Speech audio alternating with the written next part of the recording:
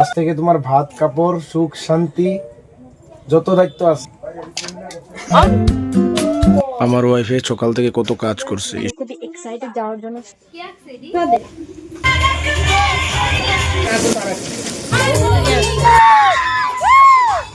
আজ হলো আমার ভাত কাপড় অনুষ্ঠান, তো বর এখানে আমাকে ভাত কাপড় দেবে।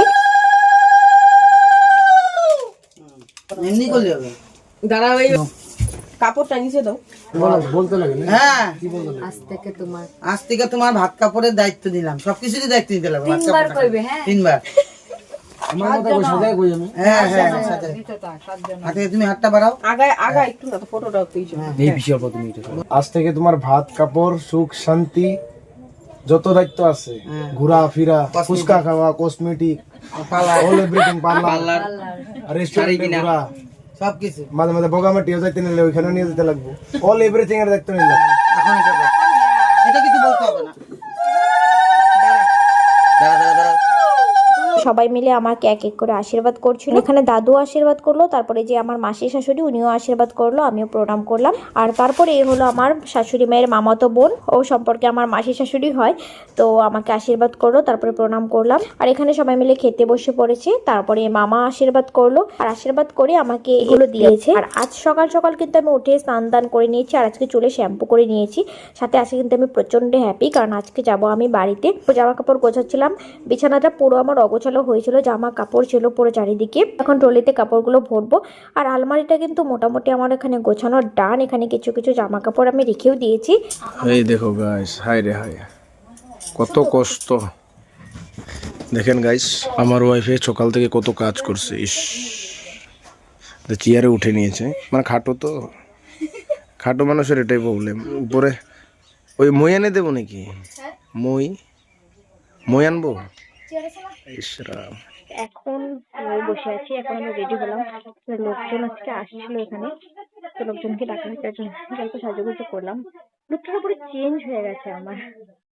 আর এখানে আমার গোছানো কমপ্লিট। আমি তো কোনো শাড়ি নিয়ে যাচ্ছি না, বাড়িতে গিয়ে আর শাড়ি পরবো না। অনেকদিন ধরে শাড়ি থেকে পরছি, করে করছি, যা পরতাম সেগুলো পরবো। শাড়ি আনলাম, এগুলো গুছিয়ে রাখছি, আলমারিতে এগুলো সব ভরিয়ে রাখবো। ফাইনালি আমি রেডি হলাম, আমার বিরাগমনের ফাইনাল লুক। চলো এবার বেরিয়ে। আর আমার বিছানা খুবই অগোছালো হয়ে আছে, এখানে গিফট গুলো আনপ্যাক করা হয়েছে যার জন্য। তো আমি তো রেডি হয়ে বসে আছি, কখন থেকে আমার তো বাড়িতে যাবো। আমি খুবই এক্সাইটেড যাওয়ার জন্য, সেটা তো কেউ বলতে পারছে না। আর এই দেখো গাইস, আমার হাতের মেহেন্দি অলরেডি উঠে গেছে।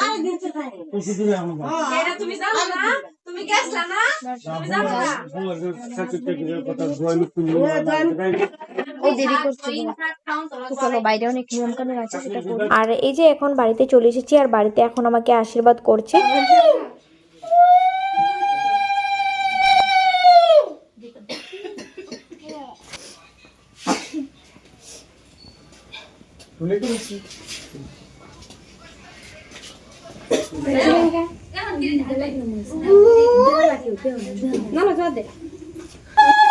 জোগাড় দাও।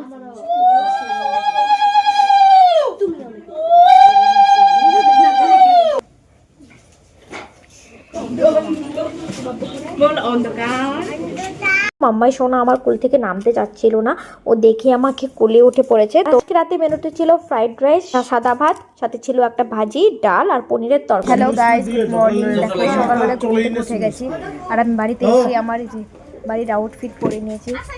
তো এখনো স্নান দান করা হয়নি, চুড়ি খুলে ফেলেছি এখনো।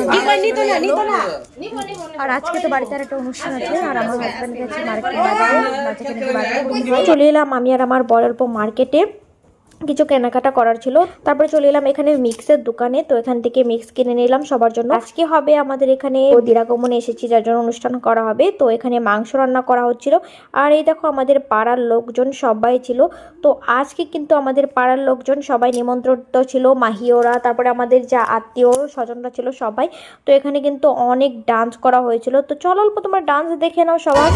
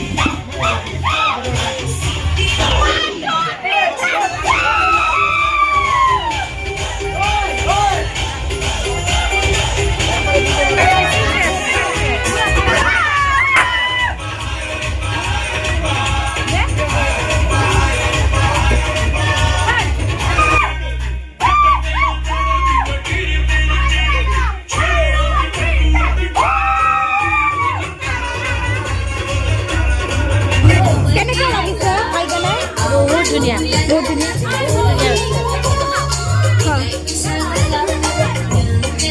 লাজ নকৰিব ঠিক আছে লাজ নকৰো